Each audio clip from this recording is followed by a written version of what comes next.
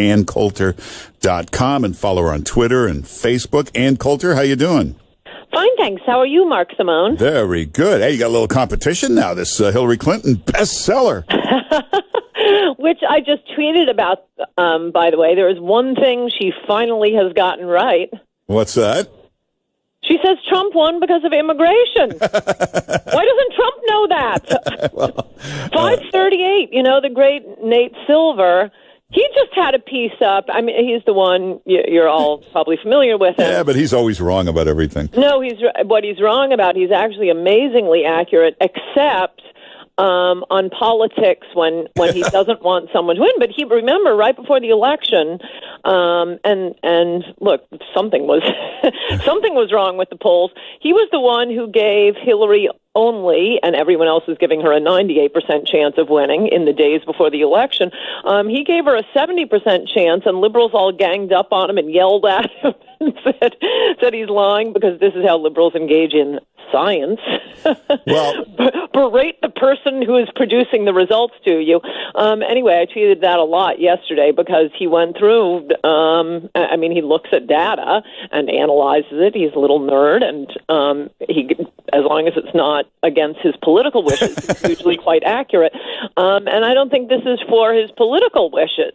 He just went through all the primaries and showed how in Republican primary after Republican primary, it's stunning how, 60 and 70% of Republican primary voters said their number one issue was immigration.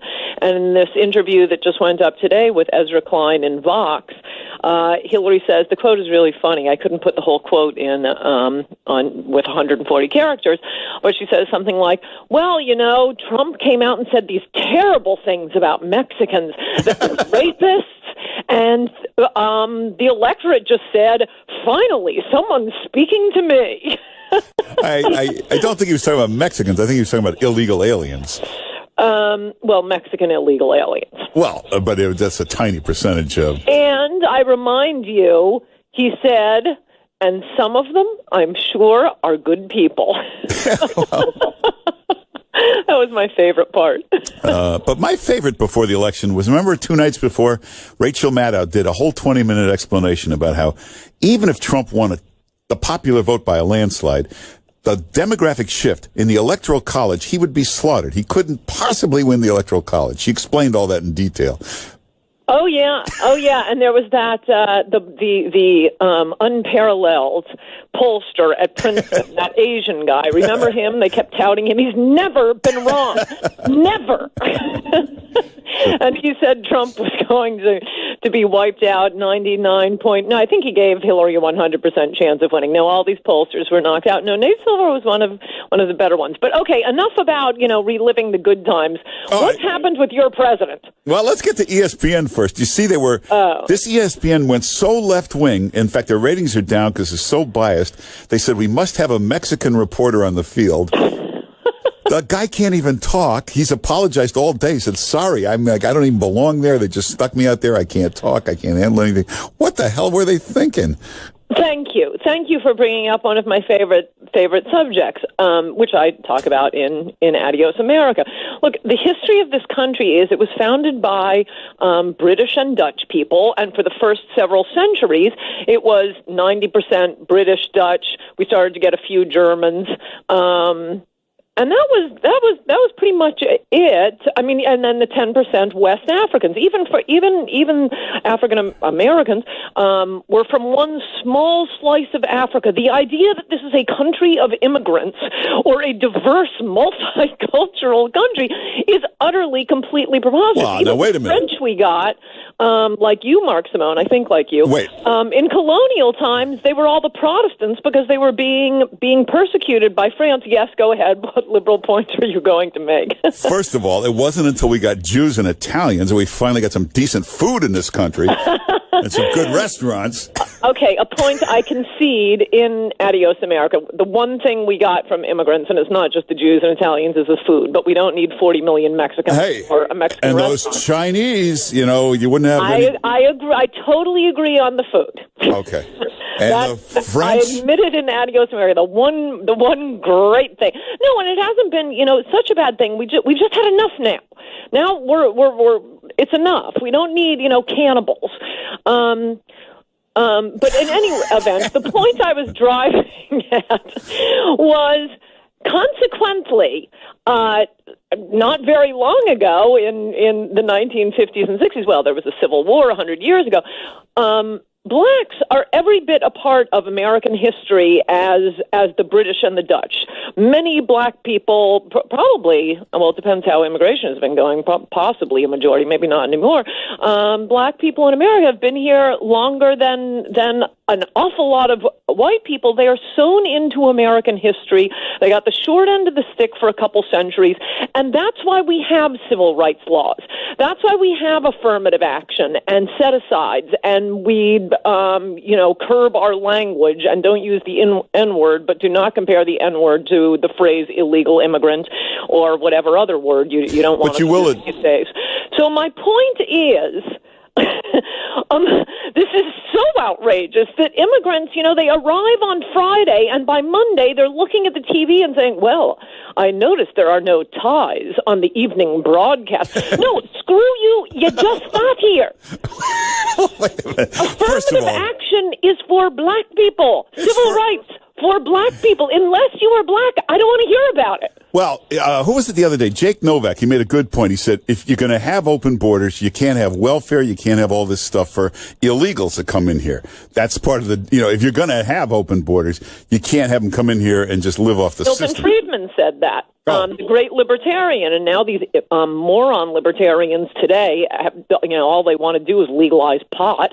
But yeah, Milton Friedman said it straight out in an interview with Forbes magazine 20 years ago. No, you can't have open borders with a welfare state. Okay, but they'll just say, oh yes, we'll just have to brush that aside. Well, good luck to you. I'll first repeal the law of gravity, and then we'll get to repealing the welfare. You will admit that without illegal immigration, try to find a busboy in a restaurant.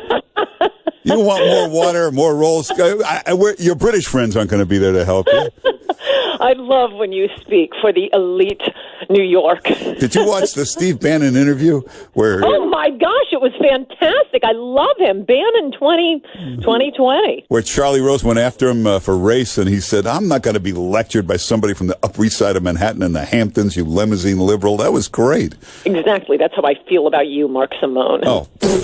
Well, so it was perfect. Every syllable was fantastic. And incidentally, we're going to, I still don't tell them this, but I'm dubious that this Berkeley Free Speech Week is going to come off. It's in 2 weeks, Bannon, Milo, and me, and I told Milo a while ago, yeah, sure, I'm available, but I must tell you, between us...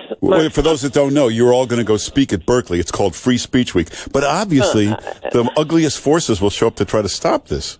Right, and frankly, I don't think they deserve to hear my pearls of wisdom, these little brats. Point two, I am sick of flying to San Francisco. Only I get to hang out with Peter Thiel. Great, thumbs up. But without this, if there's not going to be a speech, well, I don't know. I won't be pessimistic. Okay, I'm going out to Free Speech Week. Yeah, but if you go out there and there's all that trouble, you get more great publicity than if you made the speech. That's never really been my thing. I like to speak. I want people to read my stuff. So if you can't speak... why don't you guys all go somewhere and video the speeches and then put them up online and say, here's what they stopped. Here's what they didn't want you to hear. I guess we could. Yeah. That's what they were trying to con me into doing last time. Oh, it's fun. Go do it. No, it's at Peter's house. Cocktails. All right. Well, everybody get Ann Coulter's book if you haven't read it, In Trump We Trust. And the new column comes out tonight, right? Yes, it does. And it's a blockbuster. It really is. It'll knock your socks off. It explains why, and we'll talk about it next week because it'll probably be in two parts, explains why the teeniest, tiniest amnesty will become amnesty for 40 million illegal aliens, and it's the end of America. Well, go to AnnCoulter.com. Actually, sign up there. That way you get the column sent to you before everybody else sees it. AnnCoulter.com. And make sure you follow her on Twitter and Facebook and all of that stuff. Ann Coulter, thanks for being with us. Good to talk to you, Mark Simone. Bye-bye. Take care. So let's discuss all of this, and let's begin with the Trump-Tillerson tensions with my panel right now. Mustafa Tamiz is a Democratic strategist and former consultant for the Department of Homeland Security, and Ben Ferguson is a CNN political commentator. Good to see you both, gentlemen. Good to be here. All right, Mustafa, you first. Rex Tillerson holding that press conference this week, denying reports that he considered resigning, not necessarily denying that he used the language, moron, but did say he wasn't going to get into that kind of petty stuff at that moment. So what do you make about what the relationship might be right now and how it might, imperil any movement going forward with these two men working together? Well, look, they were never together from the beginning. Rex Tillerson and Donald Trump didn't know each other prior to him joining the administration. It was what we learned later on, people that were paid consultants to Exxon that had lobbied for him to get this job. And they have a very different temperament. Rex Tillerson comes from an environment where it's very disciplined. They plan ahead. They execute well. And now he's working for a president who just embraces chaos. So starting from the outset, the two of them are not going to get along. And now you get into this spat between the two of them. And Rex Tillerson is on his way out. The question isn't if, the question is when. So you do feel like he's on his way out, that the frustrations, have been mounting for some time, particularly with Tillerson being unable to really hire like he has wanted to, reportedly, that the president has kind of stood in the way of that. But when people who know Tillerson say that he, has wanted this job because it is about public service, do you believe that the tension between he and the president would be enough for him to walk away from this job? Well, look, he could have come out and said, I didn't use that moron word, but he didn't. He said that I'm not from Washington, and he did a typical Washington thing. He just deflected all the way. But there's one thing that I think people don't talk a lot about when they talk about Donald Trump and Rex Tillerson. A quarter of Exxon's revenues come from Qatar. And as you all remember, that there's a blockade that led by Gulf countries in Qatar, and Donald Trump supported that blockade with a tweet and has kind of sided with Saudi Arabia on this. So, Rex Tillerson, ideologically, from temperament standpoint, from policy standpoint, everything from the tweet that he sent out undercutting his work in diplomacy with North Korea, they're just not going to get along. And Donald Trump, our president, has the thinnest skin of any world leader.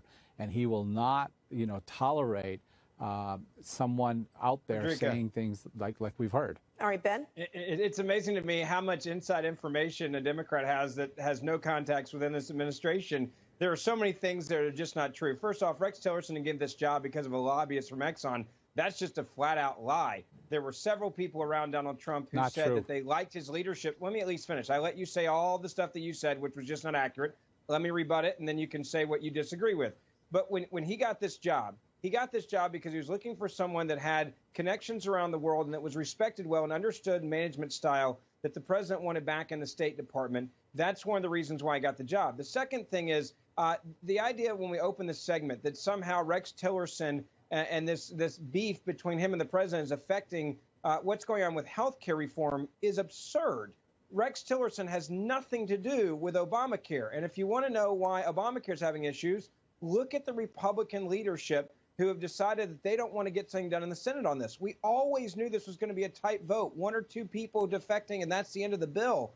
That's always been true since the very beginning. But Rex Tillerson has nothing to do with health care. Now, as for Tillerson and this beef, let's be clear. I believe what people have been making reference to is the accumulation of tumult. There are a lot of problems, and it makes it difficult for some members of Congress to get behind the president on his agenda when there appear to be problems even within his cabinet of getting along with people. So you don't think those parallels that some are making are if you're a member of the Senate and you're a Republican and you're not getting behind the repeal and replace of Obamacare because of the State Department and Rex Tillerson and what you think you may be hearing, you're a world-class idiot. I mean, that's just an incompetence at the highest level. And I don't think that there's any Republican that's sitting there going, man, I may not do something on Obamacare, repeal and replace, because of Rex Tillerson's relationship and what I'm reading in the newspaper, which half of it's just not true.